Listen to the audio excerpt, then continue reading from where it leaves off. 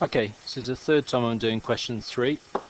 So if I sound a bit fed up, it's because I'm a bit fed up. 2a. We're trying to find the vector AB. So the vector AB is the vector OB minus the vector OA. The coordinates are given of A and B in the question, so the vector OB is 2 minus 2, 5, and the vector OA, given by the coordinates of the point A, that's 1 minus 1, 4. So the answer to that is 1 minus 1, 1. In part B, we want the vector equation of the line which joins together the points A and B. In general, the vector equation of a line is given by this equation. A is a fixed point on the line, so I could choose either the point A or B. I'm going to choose A plus parameter t times the direction vector of the line, which we just found out. Okay, in part C, we're trying to find the angle between the two lines. In the formula book, we've got a formula for the angle between two vectors. In this case, the two vectors are B1 and B2. They're the direction vectors of line 1 and line 2. We're going to take the dot product of those, in fact the modulus of the dot product, to ensure we get an acute angle, and divide that by the product of the two magnitudes. So the direction of line 1 is 1 minus 1, 1. Direction of line 2, given in the question, is 2, 1, 3.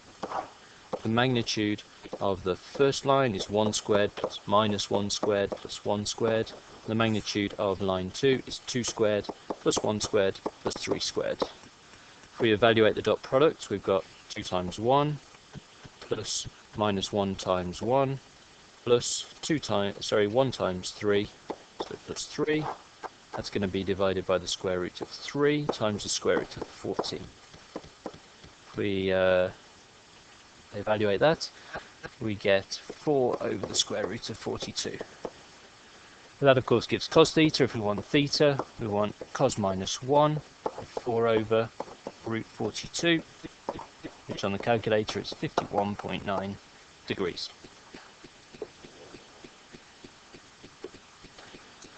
Okay, part D. We're trying to find the intersection between lines 1 and lines 2. If I equate the x and y components of line 1 and line 2, I'm going to get the x component of line 1 is 1 plus t, and the x component of line 2 is 2 plus 2s, which I'm going to rearrange to make,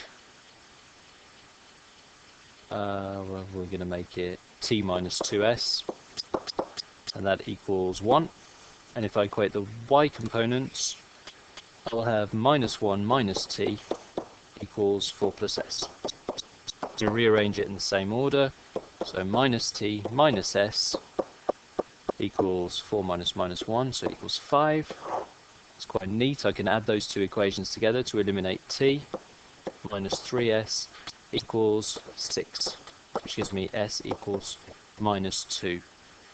If I now substitute s equals minus 2 in the equation for line 2, I get x equals 2 plus 2 lots of minus 2, which is minus 2.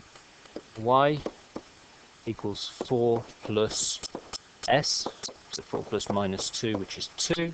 And z, 7 plus 3 lots of s, so 3 lots of minus 2, that equals 1. So therefore, the intersection is at the point with coordinates minus 2, 2, 1.